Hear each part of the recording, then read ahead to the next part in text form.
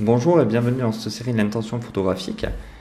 Et je vais vous parler aujourd'hui de cette photo que j'ai eu le plaisir de faire avec un ami à moi. C'est une personne qui est extrêmement tatouée et qui voulait en fait mettre relativement son corps et ses tatouages en valeur, mais de manière, on va dire, pas simplement une photographie qui pose ses tatouages en fait. L'idée était de faire de lui comme une histoire en fait.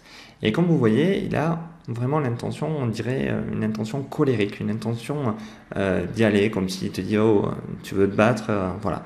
Et vous voyez que le placement des mains est quelque chose qui a été énormément travaillé. Je veux dire, j'ai été jusqu'à même placer quasiment tous ses doigts pour avoir ce résultat. Et j'ai positionné une simple source. Dans votre intention photographique, surtout en studio, ne cherchez pas forcément à avoir des éclairages ultra complexes. Là, j'ai simplement positionné mon octobox, si ma mémoire est bonne, dos à lui, complètement. Et j'ai simplement mis un coup de flash.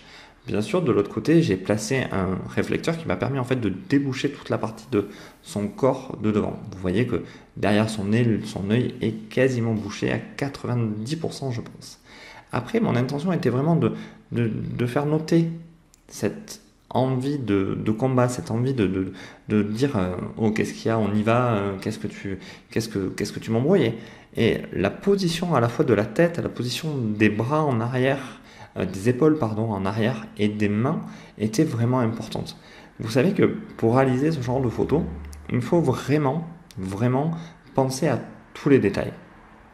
La position des mains et la position de la tête sont vraiment primordiales. Alors certains vont me dire oui, mais regarde ton nez et regarde ton œil. Oui, je suis d'accord, mais je ne pouvais pas faire autrement et c'était vraiment l'intention qui comptait. Parce qu'ils vont vous dire les ombres sont inversées donc c'est raté.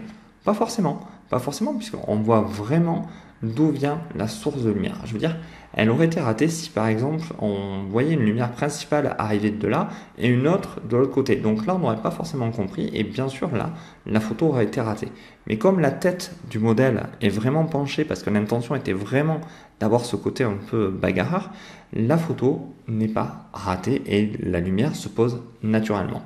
Alors on pourrait toujours dire que j'aurais pu positionner la tête autrement, mais moi je ne suis pas d'accord. Je trouve qu'elle est parfaitement positionnée. Et vous voyez la petite lumière qui vient entre le bras et son corps, celle qui attire votre regard au niveau de l'articulation du coude, est aussi super bien placée parce que ça découpe le corps et ça découpe le bras. Vraiment, cette intention photographique et cette intention de la lumière a été vraiment calculée et très bien positionné. Ça nous a pris d'ailleurs pas mal de temps pour réaliser cette position parce que les doigts bougeaient, il y avait des tas de parties de son corps qui étaient en mouvement tout le temps, donc c'était pas toujours évident, mais on a réalisé un super portrait et je leur remercie justement d'avoir fait cette photo avec moi. Alors j'espère que cette série de vidéos continue à vous plaire. Je vous invite à liker, partager et commenter, à aller chercher des petits bonus qui sont un peu partout pour vous. Et sur ce, je vous dis à bientôt et je vous remercie. Au revoir.